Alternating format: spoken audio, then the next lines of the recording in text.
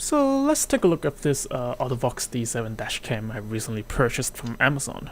This is a very good dashcam for about $100. I will put a link in the description. As you can see, it has Wi-Fi connectivity, gesture control, Panasonic CMOS sensor, and Full HD video recording features. I will talk about them later in the video. So here just a bunch of certifications. Forgive my very ghetto setup here because I don't usually do product reviews, so just bear with me. It was wrapped in a bunch of plastic, so I'm just going to fast forward here.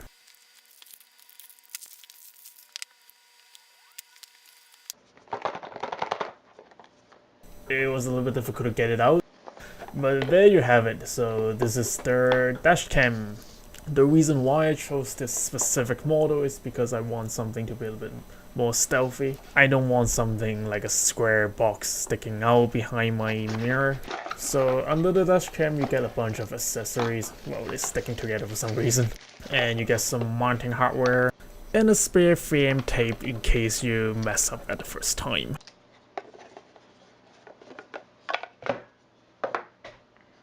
So the instruction stuff got stuck at the top for some reasons. Here's your instruction booklet that nobody reads.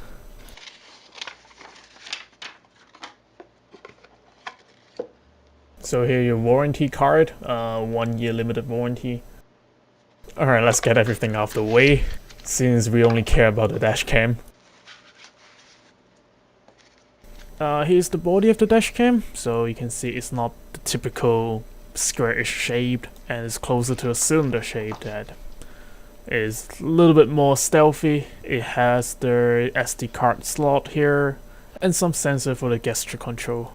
It doesn't have a screen at the back, which I like, and it adjusts the mounting port and a USB port. I believe the speakers are on the side or microphone. So that's pretty much it about the dashcam. It has no buttons on it, so every setting has to be done through a smartphone app. So the mounting hardware is very compact. It's not the suction cup, and you just adhesive, so it can stay up very nicely. So you can just attach to the dashcam.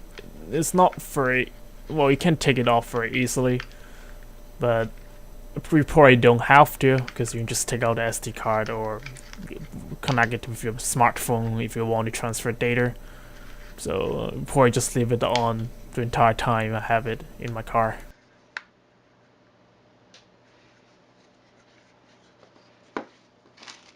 So here is your power accessories. It comes with a 12-volt adapter and with 2 USB ports, so you can charge the dashcam and your smartphone at the same time, I believe. Well, most dashcam doesn't come with something that's detachable, so that's very good for them. The USB cable is long enough to run around your windscreen, and this is the GPS receiver. Yes, it does have a GPS. I was very surprised. So let's power it up and see what it does. And I've got my spare phone here. It's just a typical Android phone. It does support iOS as well, so just go to the App Store and download the app. And I believe in the instruction booklets they also have like a QR code that you can just go to their website directly.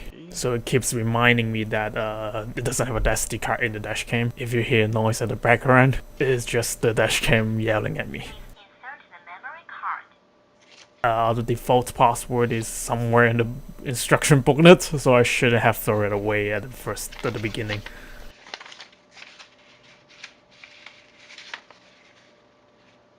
So the default password was just 1, 2, 3, 4, 5, 6, 7, 8. Very creative. And then you connect it to the dashcam.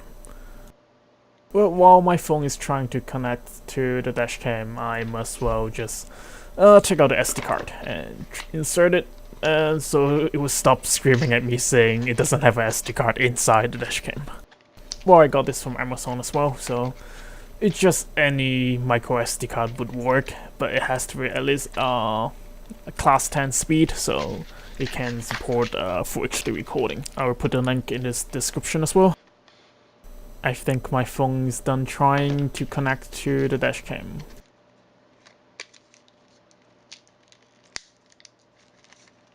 So nothing fancy here, just take out your SD card and then insert it to your dashcam.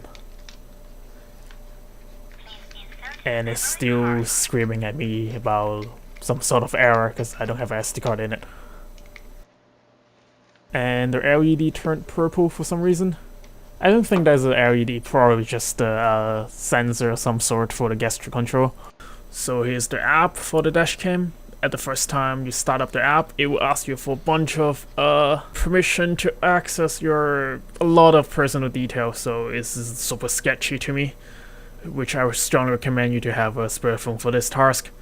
It supports streaming video, so you can see I'm trying to record my phone with the dashcam while recording the dashcam, and the camera that I'm recording everything.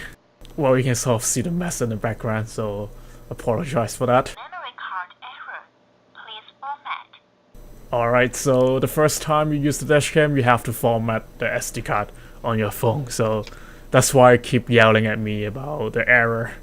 Well, you can't really tell the video quality by this, so I will put some sample video clip at the end of this video so you can see what it looks like off the dashcam. It has gesture control, so you can just swipe your hand underneath the dashcam, it will take a picture for you, or you can use your smartphone to do that. Alright, let's go through the settings, so you get all your basic information about the dashcam and some sort of different preference. And the MAC address are all 0 for some reason. So you can turn on and off your GPS, receiver, your G sensor, parking mode, and gesture control. And that's pretty much it. So let me show you some video I took from the dashcam. The resolution for this dashcam is acceptable, not phenomenal. You can see the date, time are at the bottom of your recording, and also your speed. The data is taken from your GPS receiver. I believe you can turn it off if you do a lot of speeding. But I think that is it. Nothing really special about the video that is worth mentioning. The GPS data is stored on the SD card in a separate file, so you can't just export the video with the GPS data on it. You have to use the software to overlay the GPS data on top of the video. I don't find it very useful, but it's a good to have feature for $100 dashcam, so I have no complaints there. The video distortion is okay, it's not too wide angle, but you cannot really see the license plate of the incoming traffic.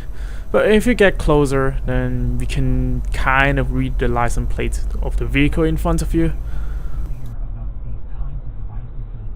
So here I'm coming to a stop, so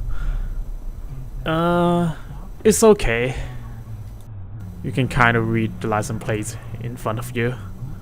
And YouTube would do a good job compressing the video, so I would say the video quality is acceptable.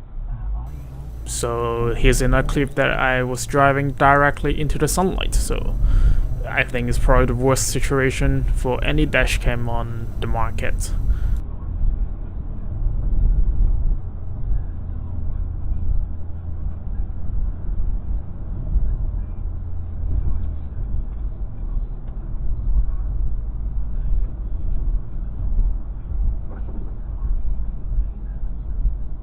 And you can see here everything got extremely dark. You can barely see anything, so it's no fault to the dashcam. It happens to even the more expensive models as well. So at the end, let me show you some nighttime clips that I took earlier.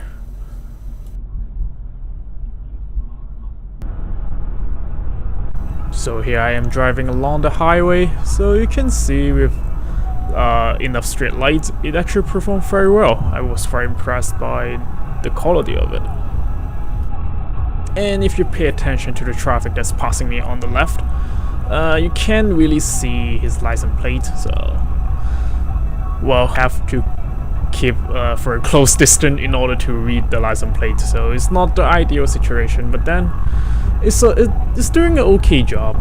Unless it is a hit and run situation, then should be fine if you try to use it as an evidence. So here's another clip I took slightly earlier while I was still driving on the countryside. Under low light situation, it's actually doing a very decent job. I was very impressed actually. Not too much background noise, so. And as you can see, I'm entering the city, so with the background light increasing, the video quality actually improved a lot. Here is a look at the weather forecast for Ottawa. Periods of snow will end early this evening, then it will be partly cloudy. The snowfall amount will be about 2 centimeters. So here I'm just pulling into a petrol station to get some petrol after a 4 hours drive. So nothing interesting here, so I might say this is the end of the video. Thank you for watching, I guess. If you like it, give me a thumbs up. If you don't like it, leave it a comment so I can improve in the future. So thank you so much for watching. If you're interested in the video that you're watching right now, I can put a link at the top right corner. So it's just the entire drive from Markham to Ottawa, the 4.5 hours drive compressed into about 12 minutes. Alright, thank you so much. I will see you next time. On my mind all the time. She didn't deserve this. Someone knows something. Catch up on the latest episodes. Subscribe now at cbc.ca/sks.